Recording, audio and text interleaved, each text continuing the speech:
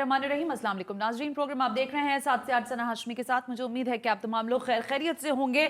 बहुत ज़्यादा चेमागोइयाँ हो रही हैं। ज़ाहिर है पाकिस्तान की सियासत में बड़ी हलचल है, लेकिन मैं हमेशा एक बात कहती हूँ कि कुछ मामलात ऐसे हैं जिनको वंस फॉर ऑल बात करते भी रहना चाहिए और उनको डन भी कर देना चाहिए। कराची के मामलात के ऊपर इस वक्त हम देख रहे हैं कि बताया जा रहा है, रिपोर्ट्स हो रही हैं, अखबारात में लिखा जा रहा है, मज़ामीन छप रहे हैं कि पैसे के खातिर कराची में सब कुछ चल रहा है। कराची की जमीन पर जिसको चाहे जैसे चाहे कब्जे का पूरा इख्तियार हासिल है, कोई पूछने वाला और कोई रोकने वाला नहीं है। माजी करीब तक में कराची की जमीन पर किसने हाथ साफ किए, कराची की जमीनों का बादशाह कौन बना हुआ है, क्यों नहीं इदारे हाथ डालते। SBCA जैसा ताकतवर इदारा, यानी कि सिंध बिल्डिंग कंट्रोल अथॉरिटी जैसा मजबूत इदारा, बहरिया टाउन वालों से ये पूछने का हक जाने भी नहीं है कि आपने ये जमीन कैसे खींच ली और कैसे हथिया ली। कराची से लेकर सिंध के अंदरून तक बताया जाता है कि जमीनों पर कब्जे हो रहे हैं। हाल फिलहाल की बात करें तो नस्ला टावर का मामला चीफ जस्टिस ऑफ पाकिस्तान की नजर में है। चीफ जस्टिस ऑफ पाकिस्तान ने यह हुक्म दिया है कि इसको आप जमीबोस कर दें। मामला कहां तक पहुंचा है, अभी तक इंतजामिया इस पे एक्टिव क्यों नहीं हुई। हमारा सवाल यह भी है कि वाकई नस्ला टावर गैर कानूनी है, अगर गैर कानूनी है तो क्यों, और अगर कानूनी है तो फिर उसका क्या जवाब है कि उसको गिराया जाए। अहम तरीन लोग हैं जो आज इन तमाम मौजूआत पर हमारे साथ बात करने के लिए मौजूद हैं। सबसे पहले तशरीफ रखते हैं साबिक चेयरमैन है आबाद के मोहसिन शेखानी साहब। Mohsin, thank you very much कि आप तशरीफ लेकर आए। और जाहिर है जब हम कराची की एडमिनिस्ट्रेशन की बात करते हैं, चाहे माजी की करें या हाल की, तो इंपॉर्टेंट शख्सियात से बात करना जरूरी होती है। रऊफ अख्तर फारूकी ने मुझे ज्वाइन किया है। Sir thank you very much कि आप तशरीफ लेकर आए। कराची के मामलात पर ब्यूरो चीफ जिले हैदर से अच्छी बात शायद कोई नहीं कर सकता, तो आज हमने जिले को भी जहमत दी है। जिले थैंक यू वेरी मच कि आपने भी अपना कीमती वक्त निकाला। तीनों शुरा की इजाजत से जरा स्पॉट की सूरत हाल नस्ला टावर की देखें कि वहां पर हो क्या रहा है, क्योंकि हमारी इतलात ये हैं कि अहले इलाका यानी वहां के जो मकीन हैं वो इस वक्त एहतजाज भी कर रहे हैं और अपनी दादरसी चाहते हैं चीफ जस्टिस ऑफ पाकिस्तान से। खबर हुसैन हमारे नुमाइंदे वहां मौजूद है। जरा मैं खबर से पहले बात करना चाहूंगी। खबर ये बताइएगा कि ये कितनी जमीन है जो नस्ला टावर ने इंक्रोच की है और कहां से कहां तक की जो जमीन है वो गैर कानूनी है, और अभी तक जो डॉक्यूमेंट्स आपने देखे हैं क्या उसमें कुछ गैर कानूनी चीजें आपके सामने आ सकी हैं या नहीं। खबर हुसैन।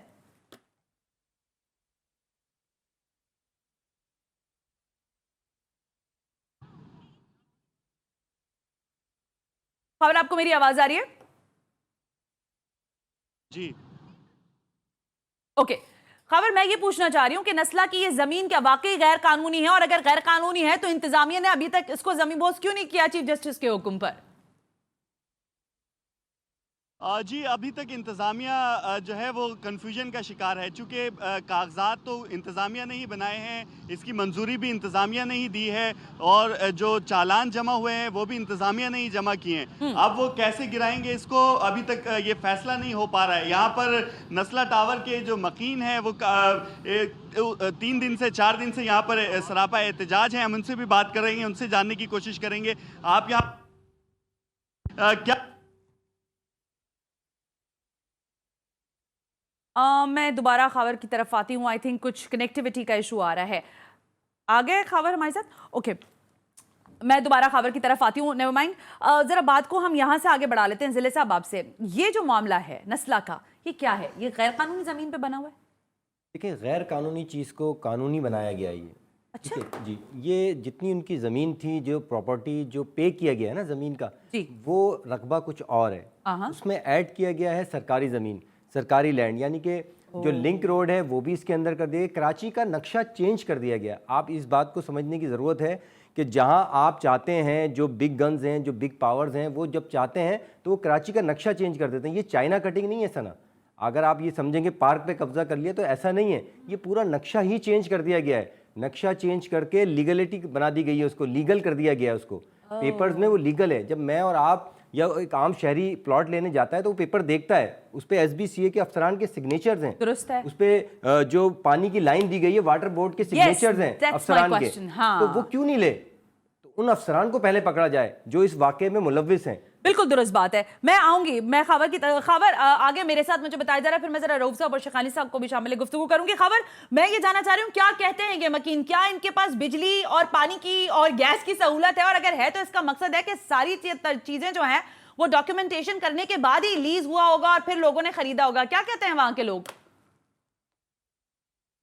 बिल्कुल सना, ये लोग यहाँ पर 3 दिन से सरापा एहतजाज हैं, यहाँ कैंप लगाए हुए बैठे हुए हैं और मुख्तलिफ सियासी, मजहबी और समाजी तंजीमें इनसे इजहार यकजहती के लिए यहाँ पर आ रही हैं। ये मकीन एक हमारे साथ मौजूद है, अब आप बताइएगा, कंटिन्यू करिए, क्या मुतालबात हैं आप लोगों के? अस्सलाम वालेकुम वरहमतुल्लाहि वबरकातुहू। सबसे पहले मैं आप तमाम मीडिया हाउसेस का शुक्रगुजार हूँ जिन्होंने हमारी इस मुश्किल वक्त में हमारा साथ दिया। ये आप जो हमारी मदद कर रहे हैं ये बहुत ही हमारे लिए फ़ख्र बात है कि हमारा मीडिया हमारे साथ खड़ा हुआ है। सर, मुतालबा क्या है आप? मुतालबा नहीं है, हमारी एक रिक्वेस्ट है, हमारी इल्तिजा है हमारे चीफ जस्टिस साहब से कि सर प्लीज़ इसके ऊपर नज़र सानी करें, देखें सब कागजात को फिर से एक दफ़ा दोहराएं और इसके ऊपर देखिए कि क्या हो सकता है। सर ये मामला जो है सर, ये जहाँ तक हमने देखा है हमारे पास अभी भी सारे कागजात मौजूद हैं, हर एक चीज़ की एनओसियाँ मौजूद हैं, सब्जेक्टेड हर एक इदारे की एनओसियाँ मौजूद हैं। ये खवातीन भी हैं कुछ, हम इनसे भी बात करेंगे। आप लोग बैठे हुए हैं यहाँ पर, क्या मुतालबात लिए हुए हैं? मुतालबा क्या है, सारी दुनिया को पता है, हम भी इसी नस्ला टावर के रिहायशी हैं। एक ही इल्तिजा कर रहे हैं इनसे, चीफ जस्टिस साहब से, कि प्लीज़ खुदारा हम लोगों को हमारे छतों से ना निकालें, हमें इस खुले आसमान के नीचे ऐसे तन्हा ना छोड़ें, हमें अपनी बेटियां ही समझ लें, उनकी भी बेटियां बहनें माएँ होंगी ना, तो इस तरह तो ना करें हम। ये सना, ये देखिए, ये मेरे दाएं जानिब यहाँ पर भी ये खवातीन हैं जो सरापा एहतजाज हैं, सुबह से लेकर शाम तक यहाँ पर बैठे हुए ये लोग, और बड़ी तादाद में इसके पीछे जो है वो ये बिल्कुल ठीक है। वो हमें पता है कि ज़ाहिर मकीन है, परेशान हैं और उनको ज़ाहिर वो दादरसी चाहते हैं, लेकिन हम ये पूछना चाहते हैं कि कराची में एक नस्ला टावर हो गया, चलें यहाँ पर इंक्रोचमेंट हुई हुई है, और शहर में कहाँ मालूमात है, कल तक की रिपोर्टिंग जीटीवी से ही हुई है कि बहरिया टाउन ने भी हर जगह हाथ साफ करने शुरू कर दिए हैं। कराची की लैंड खत्म हो गई है तो अंदरूने सिंध पहुंच गए हैं। कहां तक रसाई है अभी बहरिया टाउन की? जी बिल्कुल, बहरिया टाउन तो ना किसी से उन्होंने नक्शे अप्रूव किए हैं, ना ही उसकी अभी तक हद का तयन हो सका है कि बहरिया टाउन आखिर है कहाँ तक। वो जहाँ तक चाह रहा है वो अपने बहरिया टाउन की हदूद को जो है वो वसी करता हुआ जा रहा है। अभी बताया जा रहा है कि नूरियाबाद तक तो वो पहुँच चुके हैं। उनका मुझे लगता है कि वो हैदराबाद और सेवन तक पहुँचना चाहते हैं, जिस तरह से वो अपनी हदूद से तजावुज़ करते जा रहे हैं। इसमें 12 SBCA क्या करता है? SBCA जिन लोगों को खबर SBCA क्या बहरिया को पूछ सकता है कि आप ये क्या कर रहे हैं भाई? बहरिया टाउन के सामने बिल्कुल उसकी कोई हैसियत नहीं है, क्योंकि बताया जा रहा है कि बहरिया टाउन के पीछे जिन बासर शख्सियात का हाथ है वो सिंध पर हुकूमत करते हैं, उनका सिंध पर राज है। और SBCA की क्या हैसियत कि वो सिंध पर हुकूमत करने वालों से पूछ सकें कि बहरिया टाउन में हो रहे हैं इदारे। ठीक है खबर, thank you very much, thank you very much. खबर ने हमें अपडेट किया। रऊफ साहब फिर आपकी तरफ आना शायद अहम तरीन सवाल है। इदारे कैसे बन गई इतनी बड़ी बड़ी बिल्डिंग्स? अगर इंक्रोच एरियाज के ऊपर बन रही थी तो रात भर में तो नहीं बनी होंगी, ऑब्वियसली तामीरात का माल आया होगा, सरिया आया होगा, बजरी आई होगी, तभी बिल्डिंग खड़ी हुई है। तो वाकई के इदारे सो रहे थे? और ये जो NOCs पास की गई हैं, आप समझते नहीं कि यही असल कल्प्रिट हैं जिनको चीफ जस्टिस के सामने पेश करवाना चाहिए? ऐसा ना, जैसे हम लोगों ने अभी बात की थी, इसमें कोई दो राय नहीं है। अदारे चलते हैं अपने सिस्टम के साथ, अपने डोमेन में रहते हुए चलते हैं। उनके पास एक, जैसे कहते हैं, बाई बुक उनको चलना होता है। और बाई बुक की जब हम बात करते हैं तो उनके पास एक बिल्डिंग बाई लॉज हैं, रूल्स रेगुलेशंस हैं, पूरा उनके पास एक मैकेनिज्म उनके पास दिया हुआ है। अगर उन्होंने बाकायदा एक NOC किसी भी अदारे को इशू किया, किसी भी बिल्डिंग के लिए, किसी भी प्लॉट की स्कीम्स के लिए, किसी भी स्कीम्स को बनाने के लिए इशू की है, कॉलोनीज बना रहे हैं, कुछ भी बना रहे हैं, बिल्कुल, तो यकीनन ये जिम्मेदारी उनकी है। जब वो एक NOC दे देते हैं, एक कॉमन मैन का तो काम ये होता है कि वो तो जब कुछ लेने के लिए जाता है तो वो एक पेपर देखता है कि जनाब के बिल्डिंग कंट्रोल की जो रेलिवेंट सेक्शंस हैं, जो क्या उसके तहत उनके पास NOC है या नहीं है, क्या उनके पास रेवेन्यू बोर्ड का अलॉटमेंट लेटर है या नहीं है, क्या उनके पास जो भी डेवलपमेंट स्कीम है उसका अलॉटमेंट है या नहीं है। ये 5-6 पेपर्स उनको देखने होते हैं। रऊफ साहब, लेकिन 4 पैसे खिला के तो अलॉटमेंट पेपर्स लेना, वो जिले साहब बराबर में बैठे हैं, आप उनसे पूछ लें। मैं चली जाऊं और मेरे पास जरा सा पैसा हो तो अलॉटमेंट पेपर जिस तरह का चाहूं मैं बना के ला सकती हूं सर। तो हम फिर यही तो फिर बात करें, असेसमेंट कौन करता है? तो फिर इसका मतलब फिर ये हुआ कि जहां खराबी तो अदारों के अंदर है ना, तो कोई ना कोई तो उनको अकाउंटेबल ठहराएगा। अगर सर, आप आप कराची के एडमिनिस्ट्रेटर रह चुके हैं, आप मुझे बताइए कि इदारों के अंदर कितना चेक एंड बैलेंस होता है? रेवेन्यू डिपार्टमेंट से लेकर चले, अभी केबीसीए की हम बात कर लेते ना, कराची तक का जब था, अब तो एसबीसीए बन गया, क्या कितना चेक एंड बैलेंस हो रहा था? देखिए, चेक एंड बैलेंस की जब बात करते हैं, चेक एंड बैलेंस तो 100% होता है, होना चाहिए। अगर नहीं होता तो इंडिविजुअल्स का रेस्पॉन्सिबल है। अगर मैंने या मेरे मातहत ने कोई नो ऑब्जेक्शन एनओसी इशू की है या कोई किसी अदारे ने अलॉटमेंट इशू किया है तो उसकी जिम्मेदारी उसी पर आती है। गलत किया या सही किया उसको पकड़े, फिर आप ना कि आप एक कॉमन मैन को जाके पकड़े, उस बेचारे ने क्या कसूर किया है। आप तो मुझे अफसोस के साथ ये अल्फाज अदा करते हुए ब्रेक पे जाना पड़ा। मैं शिखानी साहब के पास भी आऊंगी। मुझे बताया गया कि वाई स्काइप हमें ज्वाइन कर चुके हैं साबिक डिप्टी मेयर अशरद वोरा साहब, उनसे भी मुझे अफसोस से ये कहते हुए ब्रेक पे जाना पड़ा है कि यहाँ एडमिनिस्ट्रेशन भी आई, जाहिर है मेयर्स भी रहे, इदारों के बारे में रऊफ साहब कह रहे हैं कि एंड यूजर कल्प्रिट नहीं है, जिन्होंने उनको एनओसीज जारी किए हैं वो कल्प्रिट हैं। कैसे होती हैं ये एनओसीज जारी, और बहरिया टाउन जैसे लोग कैसे बना लेते हैं बगैर एनओसीज के बड़ी बड़ी तामीरात? Right after this break, you watching 7 से 8।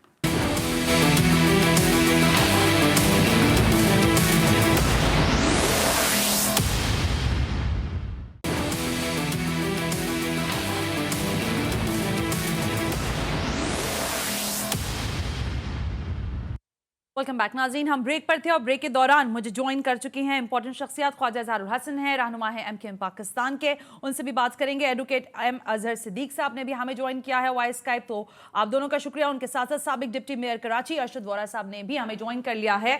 मोहसिन शिखानी साहब मेरे साथ यहाँ बैठे हुए हैं। मोहसिन साहब, अभी तक तो हमने ये बात की कि ये इलीगल है कि नहीं है, आप लोग नस्ला के साथ वहां पर लोगों के साथ क्यों इजहार यकजहती के लिए वहां पहुंचे हुए भी थे?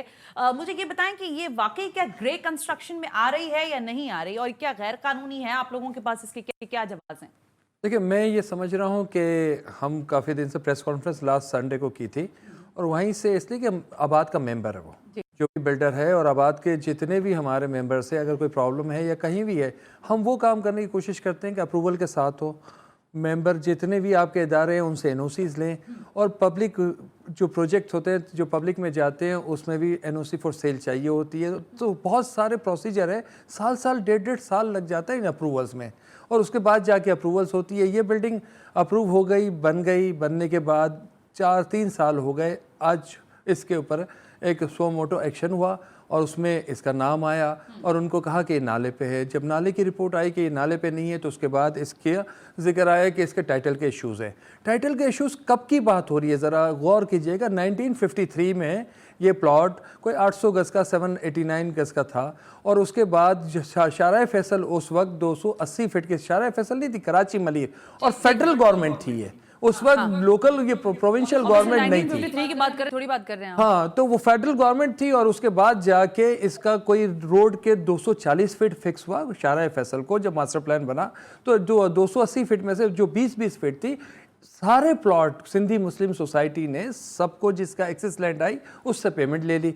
इस डेवलपर ने तो 2005 में ये प्लॉट खरीदा, कन्वर्ट करवाया, अप्रूवल ली, एनओसी ली। जब कन्वर्जन होती है तो जो इदारे होते हैं, डीसी ऑफिस हो या सोसाइटी हो, वो ओनरशिप फॉरवर्ड करते हैं। जब मास्टर प्लान ने जब इसका नक्शा किया तो जब डिजिटल सर्वे हुआ तो बोला 77 स्क्वायर यार्ड और एक्स्ट्रा है, इसके आप पैसे भरे। जब उन्होंने उसकी पेमेंट की उसके बाद ये प्रोसेस हुआ और ये बिल्डिंग बनी। देखिए, ज़मीन इंक्रोच की बात कर रहे हैं तो सोसाइटी सिंधी मुस्लिम है, हमें उनको बुला के पूछना चाहिए तुम्हारी जमीन किसने इंक्रोच की। गवर्नमेंट लैंड, सिंधी मुस्लिम सोसाइटी की जमीन है। अगर रोड है, दूसरा में खाली ये बता दो, अगर रोड है तो रोड नाप ले, अगर रोड पे किसी ने कब्जा किया है तो भी गलत है। अगर दोनों चीजें नहीं है। मैंने खुद विजिट किया हुआ है नस्ला का, जो उसका कवर्ड एरिया है वो जितने आप बता रहे हैं यार्ड का वो ठीक है, लेकिन क्या वाकई वो जो जिसको आप सर्विस लेन है, क्या उसकी वो एरिया इंक्रोच नहीं हुआ? नहीं, बिल्कुल नहीं हुआ। ये सर्विस लेन यहाँ आके रुकती है। अभी जिले साहब ने कहा, मैं उस बात की मैं उसमें नहीं जा रही, लेकिन बाकी पेपर्स में सारी चीजें लीगलाइज तो नहीं कर ली गई हैं? नहीं, मैं कह रहा हूँ कि जरूरी है ना, इसके लिए कोई कमीशन बना दे ना कोई। हम ऐसा नहीं कह रहे बड़े कमीशन बनते हैं तो यहाँ फैसले आते हैं। रऊफ साहब से पूछ लें, बराबर में बैठे, मुझसे ज्यादा जीरक और बाकी सारे लोग भी बैठे। कमीशन के फैसले कब आते हैं और कहाँ आते नहीं देखे। देखिए, उनकी ऑलरेडी केसेस सिंधी मुस्लिम का और क्या और केएमसी का केस चल रहा है 20 साल से, उसका डिसीजन नहीं आ रहा। एक दिन में अचानक ये डिसीजन आना, तो लोगों का क्या कसूर? हमें, अगर आप ये समझते हैं कि इदारे नहीं, कोई ऐसा इदारा बता दे जहां से हम अप्रूवल ले लें, उसके बाद उसको मैं आपके पास वापस आती हूँ। ग्रे कंस्ट्रक्शन की जब मैं टर्मिनोलॉजी इस्तेमाल कर रही हूँ तो शहर में ये बात बात हो रही है कि इस शहर के अंदर ग्रे कंस्ट्रक्शंस खड़ी की गई हैं, किसने की हैं? अब ये सवाल है। कुछ नाम तो चीफ जस्टिस ऑफ पाकिस्तान ने ले लिए हैं। अरशद वोरा साहब, एडमिनिस्ट्रेटर्स का दौर रहा हो, मेयर्स का दौर रहा हो, कराची के अंदर सबने हाथ साफ करवा दिया या हो गया, ये शायद कहना कबलस वक्त ना हो, लेकिन चाइना कटिंग हुई है, जिसकी जो जमीन मिली, जिसको जहां उसने इंक्रोच किया और भरमार से की है। यहां पर बड़ी बड़ी बिल्डिंगें तामीरात करवाने में, एनओसीज देने में किसी ने हाथ नहीं रोका। सर, ये तामीरात अब खड़ी हो गई हैं, क्या आप समझते हैं कि ये सब जितनी लीगल जगहें हैं इनको फौरी तौर पर खत्म कर देना चाहिए, या इसके बारे में जैसे शेखानी साहब कह रहे हैं कि कमीशन ही बना दें ताकि जान छूटे हमारी? देखिए, अगर जो आप बात कह रही हैं, अगर उस पर अमल शुरू किया जाए सना, तो फिर मेरे ख्याल से 25 से 30% कराची वैसे ही साफ हो जाएगा। कराची में देखें, ये जिस वक्त इंक्रोचमेंट की ये बात हो रही है और इंक्रोच लैंड पे ये बिल्डिंग बनने की बात हो रही है, तमाम लोगों ने इस चीज की जस्टिफिकेशन दी कि तमाम महकमों से अप्रूवल होके ये सारी चीजें हुई हैं, और इसी तरह की और भी बिल्डिंग्स हैं जिनकी के अप्रूवल्स हो जाती हैं। तो बात ये है कि लोगों ने अप्रूवल दी, आज तक उन लोगों को किसी ने जो है इसका जिम्मेदार नहीं ठहराया। और ये इंक्रोचमेंट अगर जैसे 750 गज है, 750 गज पे जो है 300 गज 400 गज जो इंक्रोचमेंट की बात हो रही है, तो क्या ये जो इंक्रोचमेंट पूरा सुपर हाईवे पे गुलाबाद के नाम पे पूरे सुपर हाईवे के अतराफ में हजारों एकड़ जमीन जो है वो इंक्रोच की जा रही है, वो किस खाते में आती है? तो ये इश्यूज जो हैं, इश्यूज को प्रॉपरली एड्रेस करने की जरूरत है। जो यहाँ बिल्डिंग बन गई, लोग आके रहना शुरू हो गए, उसके बाद आ रहा है, तो ये सारी चीजें पहले होनी चाहिए थी। तो जहां पर अभी आबाद हो रहे हैं लोग, जहां पे गोठ आबादी के नाम पे, गोठ आबादी के कानून में हजारों लोगों को लाके बसाया जा रहा है, हजारों गोठ आबाद हो रहे हैं सुपर हाईवे के अतराफ में, वो फिर अरबों रुपए की जमीन होगी और वो गोठ आबाद जो है वो किसी के नाम पे होगा और वहां पे फिर मल्टी स्टोरीज खड़ी होंगी। तो देखिए, कराची को तो हाई राइजेस में ट्रांसफॉर्म होना है सूनर और लेटर। यहाँ की जो आबादी है, 2 करोड़ की आबादी सिर्फ कच्ची आबादियों में रहती है। कराची की अगर 3.5 करोड़ 4 करोड़ की आबादी है, तो 65% आबादी जो है वो कच्ची आबादी में रहती है। वो ना एनवायरमेंटली किसी अच्छे माहौल में रहते हैं, उनको ना ग्रीनर एनवायरनमेंट मिल रहा है, ठीक है। उनकी जो है परवरिश, उस जनरेशन की परवरिश जो है वो बिल्कुल उसका बेड़ा गर्क वोरा साहब, होगा। मेरा बड़ा बुनियादी सवाल था वोरा साहब, मैं उसका जवाब ज़ाहिर है आप जो भी देना चाहे, लेकिन मैं ये पूछना चाह रही थी सर, क्या वाकई डिपार्टमेंट इतने ज्यादा आई एम सॉरी लालची हैं कि चंद पैसों में बिक जाते हैं? पानी की लाइनें बिछ जाती हैं सर, गैस मिल जाती है, बिजली आ जाती है, डिपार्टमेंट को पैसा खिलाया जाता है और बिल्डिंग खड़ी कर दी जाती है। आई एम सॉरी शेखानी साहब यहाँ बैठे, लेकिन शायद बिल्डर भी पैसा खिला देते होंगे इसी तरह से। आपके दौर में ऐसा कुछ हुआ है? देखिए, आप मुझसे मुकाबले में जी अरशद वोरा साहब से 1 मिनट ख्वाजा साहब। लेकिन अपार्ट फ्रॉम दैट मैं आपको ये बताऊं, बिल्कुल इट्स ट्रू कि ये जो है ना, देखें दोनों, मैं फिर अगर रियलिटी पे आप मुझसे पूछेंगी तो फिर दोनों तरफ से कल्प्रिटनेस है कि ठीक है, वो उधर लेने को भी तैयार हैं या देने को भी तैयार हैं। अब अगर जो है सबसे पहले जो दे रहा है उसको पकड़े, तो लेने वाले को अल-राशी वल मुर्तशी ना अरशद वोरा साहब, ये तो बात है। देने वाला भी तैयार है तो लेने वाला कहता है 100 बिस्मिल्लाह जी, आइए हमारा दरवाजा खुला है। मैं आती हूं आपके पास, ख्वाजा इजहारुल हसन साहब, तमाम लोग इजहारे यकजहती के लिए नस्ला टावर के मकीनों के साथ खड़े हैं। जब मैं आबाद के लोगों को बुलाती हूँ वो भी वहां पर होते हैं। आप समझते हैं कि चाइना कटिंग, अभी मुझे ऑफ द रिकॉर्ड हम बात कर रहे थे, जिले हैदर कह रहे थे ये चाइना कटिंग, बल्कि ऑन एयर हम बात कर रहे थे कि चाइना कटिंग बहुत छोटी टर्मिनोलॉजी है, ये बड़े लोगों का गेम है, बिग शॉट्स का गेम है। बिग शॉट्स का गेम है तो बाकी ये जो बेचारे नालों पर बैठे हुए लोग हैं इधर उधर, इन्होंने क्या बिगाड़ा है? ख्वाजा इजहारुल हसन साहब, देखिए, सबसे पहली चीज तो इस शहर की डायनामिक्स को समझें। यहाँ 2 तरह की पॉपुलेशन है, एक यहाँ पे लोकल्स हैं और एक यहाँ पे सेटलर्स हैं। सेटलर्स वो हैं जो यहाँ रोजगार के लिए आ रहे हैं, जिनके अपने घर दूसरे सूबों में कमाते हैं, चले जाते हैं। जो लोकल है, जिसने यहाँ जीना है, यहाँ मरना है, जिसका मनी ऑर्डर कहीं नहीं जाना, जिसकी कब्र यहाँ है, जिसके बाप दादा यहाँ है, वो यहाँ पर टैक्सों और हक हलाल की कमाई के पैसे लेता है। वो नालों पे नहीं रहता, वो ये कटी पहाड़ियों पे झुग्गियां बना के नहीं रहता, वो सुराब गोट पे जैसे अरशद बोरा कह रहे हैं 11 किलोमीटर दाएं और बाएं वो इंक्रोच करके नहीं रहता। उसको उसकी बेटियां हैं, उसके बच्चे हैं, वो अपनी सफेद पोशी की जिंदगी शहर में रहने वाले गुजार रहे हैं, चाहे वो किसी भी कौम के हों। दूसरी बात ये कि जब इस शहर के ऊपर अफसरान भी सेटलर्स हों, जो इस शहर का रखते हों, जिनको घर का पता ना हो, जिस एसएचओ के आपकी बिरादरी का पता ना हो, वहां उन डिपार्टमेंट जब आप जाएंगे तो चाहे वो मकामी हो या गैर मकामी, ये सब इस हम्माम में नंगे हैं। और ये जो बात आप फरमा रही थी ग्रे कंस्ट्रक्शन की, ग्रे कंस्ट्रक्शन वो कंस्ट्रक्शन है जिसमें आप चाइना कटिंग ले लें, गोटाबाद ले लें, ये कच्ची आबादी लीज ले लें, डीसी लीज ले लें, या फिर आप पोर्शंस ले लें, पोर्शंस माफिया। बिल्डर ग्रे नहीं हो सकता। बिल्डर को तो 17 एनओसियां लेनी पड़ती, जिसमें सिविल एविएशन से भी लेता है, वो पाकिस्तान एयरफोर्स से भी लेता है, वो एनवायरमेंट से भी लेता है। इनके लिए तो कवानीन इतने सख्त हैं कि ये तो टेबल पे टेबल घूमते हैं, 1.5 साल लगते हैं। और ये अच्छा, एक मिनट ख्वाजा साहब, चले इनके लिए बेचारों के लिए बड़े कवानीन सख्त हैं, हमदर्दियां इनकी जानिब चला देते हैं, और ये जो बहरिया टाउन वाले कर रहे हैं उस पर तो कोई लबकुशाई नहीं करता यहाँ पर। नहीं, बहरिया टाउन के ऊपर हम 100% आपके साथ हैं कि बहरिया टाउन में अगर जमीनें छीन कर दी गई हैं तो 10 साल से अमल जारी है ना। सर मैं ये बोल रही हूँ, अगर ना कहें इसमें, अगर का लफ्ज निकाल दें, अब बात करें, इससे आगे बात करें। देखिए, मैं वकील भी हूं और पार्लियामेंटेरियन भी। मेरे सामने अगर कोई केस ऐसा है जिसको मैंने खुद विटनेस किया और पढ़ा है तो मैं अगर नहीं इस्तेमाल करूंगा, लेकिन जो मुझे बयानात टीवी से मिले हैं तो मैं उन बयानात की रोशनी में ही आपसे बात करूंगा। दुरुस्त है, कंटिन्यू। तो मुझे जो लोगों ने बताया है कि वहां पर गरीब सिंधियों की जमीनें छीनी गई हैं, ये अमल तो 10 साल से जारी है।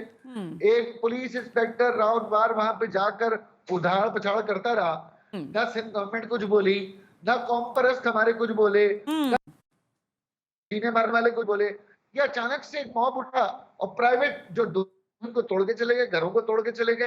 भाई इसमें बहरिया का क्या बिगड़ा, सिंध गवर्नमेंट का क्या बिगड़ा, चीफ मिनिस्टर का क्या बिगड़ा, रेवेन्यू अफसरान का क्या बिगड़ा? और यही नस्ला टावर के साथ है। नस्ला टावर में वो अफसरान जिन्होंने एनओसियां दी, वो अफसरान जिन्होंने तमाम अप्रूवल्स की, उनका क्या बिगड़ा जो अपने जेवर बेचकर किस्तों में पैसे। बिल्कुल सही है ख्वाजा साहब, यही इंसानी हमदर्दी की बुनियाद पर हम बात कर रहे हैं। बिल्कुल सही है, आपका पॉइंट आ गया। मैं जरा एडवोकेट एम अजहर सिद्दीक साहब की तरफ जाती हूं, फिर वापस कराची पे जो पैनलिस्ट हैं उनकी तरफ आऊंगी। अजहर सिद्दीक साहब, थैंक यू वेरी मच। सबसे पहले सर, लीगल एस्पेक्ट की अभी ख्वाजा ज़ाहिर हसन साहब ने बात की कि अगर हम ज़ाहिर इसीलिए लगा रहे हैं कि हमारे सामने जो चीजें हैं उसमें बहुत सारी चीजें शायद कैमोफ्लेज कर दी जाती हैं। कहिएगा सर कि हम बहुत सारी कराची की जमीन पर कब्जे की बात कर रहे हैं, गोठाबाद के नाम पर यहाँ पर कब्जे हो रहे हैं, नाले इनक्रोच कर दिए गए। फिर एक जाहिर है जब हम टाउन की बात करते हैं, बहरिया टाउन की, तो वो देखते हैं वो सारा कुछ बना के चले भी जाते हैं। अभी मुझे ख्वाजा साहब बता रहे हैं कि आबाद यहाँ पर हर चीज की एनओसी लेता है भाई, उसको 17 जगहों से सिग्नेचर्स लेने पड़ते हैं। तो ये जो लोग बाय लॉ नहीं चलते, ये किसके लॉ पे चलते हैं और कैसे चलते हैं? अच्छा, मैं पहली बात तो मैं क्लियर कर दूं नस्ला टावर के कॉन्टेक्स्ट में, बहरिया टाउन की तरफ भी आता हूं। नस्ला टावर की हद तक मेरा आने का इत्तेफाक हुआ, मैंने वो सारे कागजात देखे। हुआ ये है कि कुछ चीजें अदालत के सामने लाई नहीं जा सकी। अदालत, मिसाल के तौर पर जो एसेसरी पार्टी थी वो सिंधी मुस्लिम कोऑपरेटिव सोसाइटी थी, क्योंकि ओरिजिनल ओनर ये थी, और उनके पास जब फेडरल गवर्नमेंट के दौर में जब 20 फीट की रोड थी वो बाकायदा उनको अलॉट की गई, उनको दी गई, और उन्होंने नस्ला टावर के मालकान को जमीन कानूनी तौर पर, जो एनक्रोचमेंट का लफ्ज इस्तेमाल होता है मैं नहीं समझता वो गालबन ज्यादती होगी। एनक्रोचमेंट का लफ्ज हम कह नहीं सकती हैं। मैंने इस सड़क के परली तरफ भी देखा, मिनिस्ट्री ऑफ फॉरेन अफेयर्स वाली जगह भी मैंने जाके विजिट किया, और ये जो कहा जा रहा है कि शायद कोई ऐसी बात है, नाला देखा, नाला बहुत दूर है। तो असल जो इशू है कि अदालत के सामने ओरिजिनल रिकॉर्ड लाया नहीं जा सका। और दूसरी बात बड़ी सिंपल सी बात है, अगर हम मिसाल ले लें मारगला टावर के हवाले से, जब जल्जला आया तो एक छोटा सा हिस्सा तो डिस्टर्ब किया, मारगला टावर सारा गिराना पड़ गया। अब यहाँ फर्ज करें अगर कोई 2 फुट 4 फुट 10 फुट या 15 फुट के करीब अगर कहीं जा रही है एनक्रोचमेंट है, तो उससे पूरा टावर तो नहीं आप गिरा सकते और ना नुकसान पहुंचा सकते हैं। दूसरी ये बात है, कहा गया है, एक कहा गया है कि इसको गिरा दें और मालकान पैसे दे दें। अब मालकान के जो कागज हैं, जो मालकान कहती है कानूनी तौर पर जगह खरीदी है और इस पर बाकायदा इन्वेस्टमेंट की है, यानी कंस्ट्रक्शन। कहा जा रहा है कि पैसा वहां से दें, अगर 100 ज्यादा उन्होंने कमाए और रुपया लिया लोगों से, तो आवाज में थोड़ी सी कंस्ट्रक्शन पे लगा डिस्ट्रॉशन दिया है गया। अजहर साहब, आपकी आवाज में थोड़ी सी डिस्ट्रॉशन है। मैं वापस आती हूँ। रऊफ साहब, आप भी वही बात कर रहे हैं, ख्वाजा इजहारुल हसन साहब भी बात वही कर रहे हैं, अरशद वोरा भी, शेखानी साहब भी और जिले साहब भी, कि कल्प्रिट्स को सामने लाया जाए। आपने सर्व किया 2013 तक, if I am not mistaken. इस दौरान SBCA जैसे इदारे जिनका काम था कराची की जमीन को देखने का, अलॉटमेंट्स का, किस हद तक ऑफिसर्स की इन्वॉल्वमेंट होती है सर? फाइल कहाँ से चलती है और कहाँ तक चलती है, कहाँ तक जाती है रऊफ साहब? देखिए सर ना, फाइल तो यकीनन जब भी कोई प्रपोजल नया आता है वो वहाँ पर जो एक डिपार्टमेंट का एक प्रोसीजर है, काउंटर पे जमा होता है, काउंटर पे जमा होने के बाद जो रेलिवेंट डिपार्टमेंट है उसको फाइल चली जाती है। और वहाँ जाने के बाद जो है, जो डिपार्टमेंट के जो ऑफिसर्स हैं, right from grade 17 till grade 20 तक जो है 21 तक, तो वो उसको अपने पे लेवल पे स्क्रूटनी की करते हैं। स्क्रूटनी में टाइटल डॉक्यूमेंट वो देखते हैं, उसके वेरिफिकेशन करते हैं, अपना उनके पास जो मास्टर प्लान है उसके मुताबिक उसको वेरीफाई करते हैं, फिर मास्टर प्लान से उसकी अप्रूवल लेते हैं, उससे भी उसको चेक किया जाता है। उसके बाद अगर बिल्डिंग बड़ी साइज़ की है तो स्ट्रक्चर में वो जाता है, वहाँ से उसकी वेरिफिकेशन होती है, स्ट्रक्चर की अप्रूवल बाकायदा होती है। तो ये बहुत लंबा प्रोसीजर होता है, इसमें तकरीबन कोई 6 महीने साल लग जाते हैं। मैं आपसे सिर्फ इसके हाँ या ना में ही जवाब चाहती हूँ। क्या वाकई ऐसा है कि हमारे ऑफिसर्स इस तरह से आराम से बिक जाते हैं, जिसके बारे में अभी अरशद वोरा साहब ने भी हामी भरी कि हाँ होता है? अब देख लें किस तरह से होता है, क्योंकि देने वाला भी तैयार है और लेने वाला भी। इस शहर के साथ सबने मिलकर इसका मकसद खेला है, चाहे वाटर बोर्ड हो, चाहे के इलेक्ट्रिक हो, चाहे सुई सदन गैस हो, क्योंकि सारी चीजें तो वो लोग भी फराहम कर रहे हैं सर। नहीं, अरशद वोरा साहब ने बिल्कुल सही बात की है। यकीनन ये तो हमारा कहना है कि अगर दफ्तर में, ऑफिस में, गवर्नमेंट की हायरार्की में अगर कोई आदमी नहीं बिक सकता तो ये गलत काम भी नहीं हो सकता है। गलत काम होते ही जब हैं जब अंदर से कोई ना कोई किसी न किसी तरीके से गलत डायरेक्शन में मिला हुआ होता है। अदरवाइज जब ऐसा कुछ नहीं होगा तो उसकी स्क्रूटनी भी उसी तरीके से होगी। अगर स्क्रूटनी फ्लेक्सिबल होगी तो उसमें कहीं ना कहीं कोई खामी या गलती है। लेकिन बात वहीं आती है जो अरशद वोरा साहब ने की, जो अभी इजहार साहब ने की, कि एंड यूजर का इसमें कोई कसूर नहीं होता। वो तो सिर्फ NOC देखता है, टाइटल डॉक्यूमेंट देखता है, उसके पास वहीं तक एक्सेस होता है। मुझे एक ब्रेक का कहा जा रहा है, रूप साहब ब्रेक ले लेते हैं। ब्रेक से वापस आकर जरा अब इस मामले पर थोड़ी और डिबेट करते हैं। और अभी हमने यही यहाँ पर बैठकर डिबेट किया कि कराची के इंक्रोचमेंट्स का, कराची में तजावुजात का, कराची में गैर कानूनी तौर पर बनाई जाने वाली इमारत का एक जाल है। तो इसको एक एक करके, यानी सब्जेक्ट वाइज हमने इस पर बात करनी पड़ेगी। एक ब्रेक लेते हैं और जरा ब्रेक से वापस आकर ये बात करते हैं कि कराची के मास्टर प्लान पर स्टेक होल्डर्स ही मुत्तफिक नहीं है। मास्टर प्लान अभी तक चीफ जस्टिस के सामने रखा ही नहीं गया, तो फिर कराची को कैसे बेहतर करेंगे? Right after this break, you watching 7 से 8।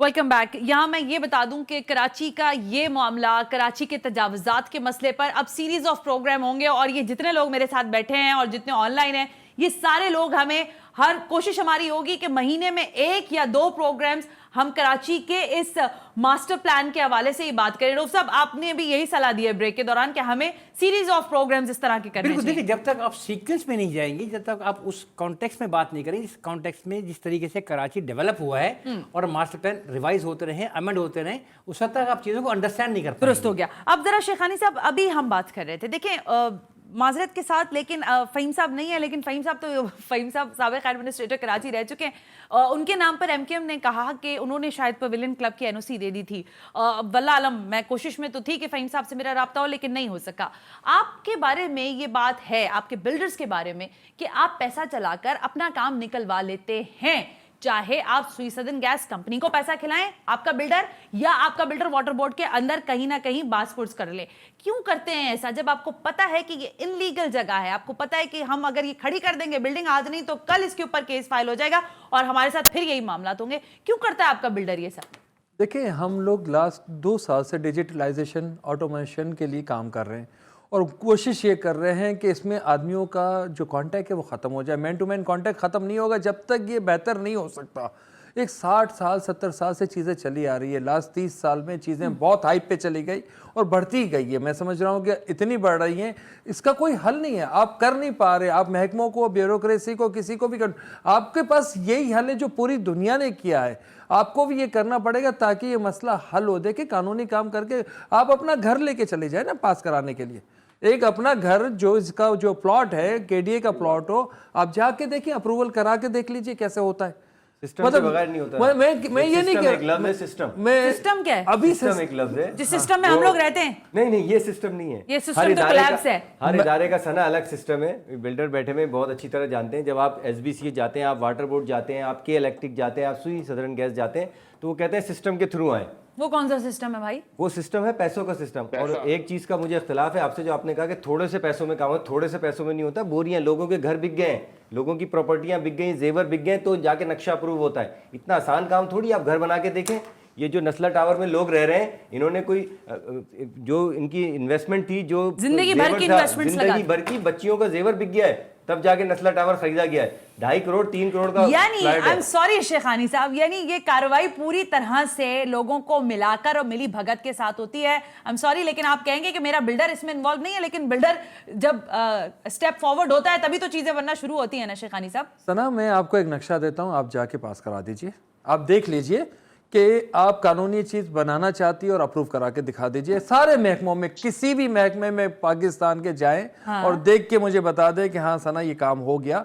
हालात ही हमने, मैं इसीलिए तो कह रहा हूं जब तक हम मैन टू मैन कॉन्ट्रैक्ट खत्म नहीं करेंगे। हालात किसने ऐसे पैदा कर दिए? रऊफ साहब मुझे कह रहे हैं कि मेरे दौर तक इतनी बुराइयां नहीं थी भाई, ये जो अब हो गई है, मैं तो खुद सर खुजाता रहता हूं कि ये क्या हो रहा है। अरशद वोरा साहब, सिस्टमैटिकली डेलिबरेटली चीजों को खराब किया जा रहा है।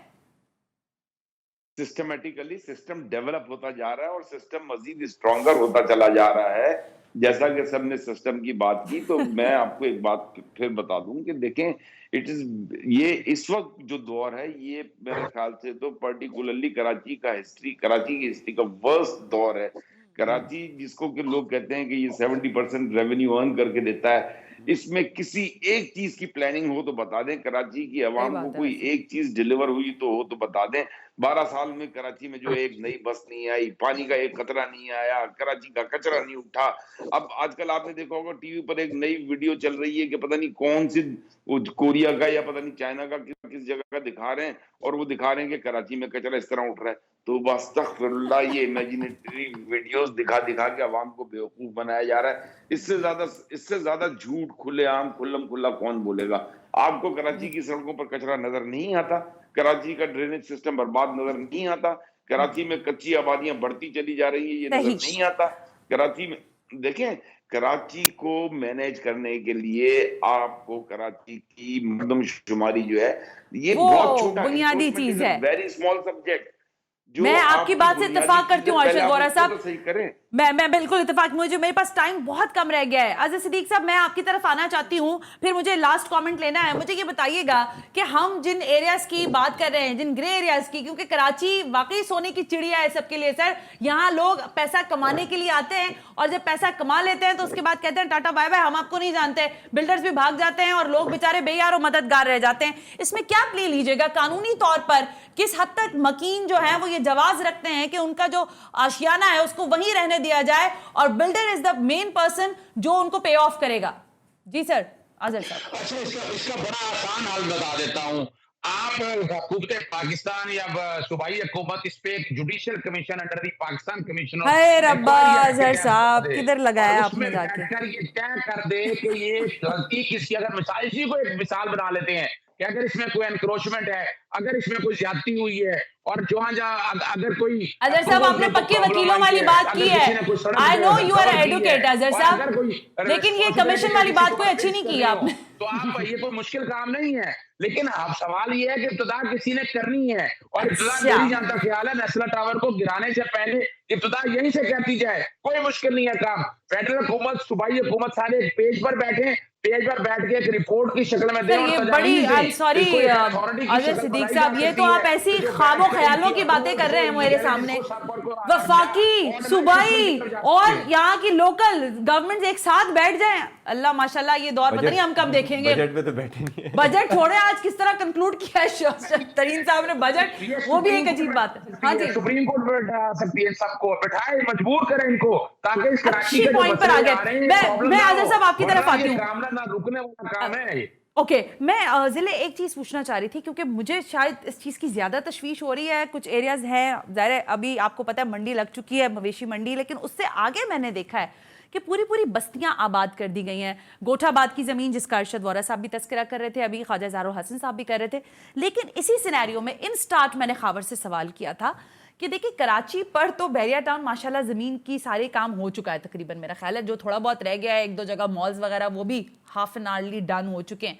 अब बाकी क्या सिंध के अंदर भी आप बहरिया टाउन अपने कदम जमा रहे हैं, और कहाँ तक इसकी कोई हद है? ना देखें, आने वाले दिनों में जिस तरह की कंस्ट्रक्शन हो रही है और इलीगल कंस्ट्रक्शन हो रही है, जिसका ना नक्शा पास होता है, ना हाई राइज बिल्डिंग के लिए एनओसी ली जाती है।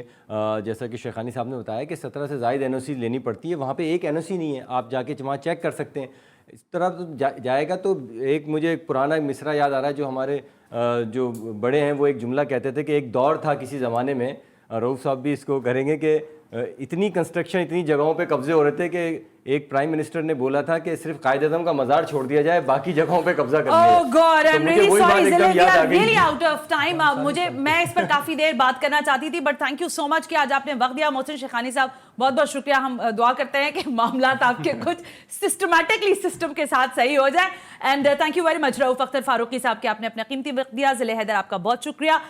बाय स्काइप मुझे ज्वाइन करने के लिए अरशद वोरा साहब, thank you very much. Azhar Siddique साहब, आपका भी बेइंतहा शुक्रिया। Last but not the least, Khwaja Zaro Hasan साहब, thank you very much to all of you. Program करने का मकसद यह है कि कराची के मौत को ऐसे आज़ादी के साथ नहीं छोड़ा जाएगा। इस पर डिबेट होती रहेगी, बात होती रहेगी, और हकायक यकीनन अवाम के सामने हम लाते रहेंगे। आज के प्रोग्राम से सना हाशमी को इजाज़त दीजिए। अल्लाह हाफ़िज़।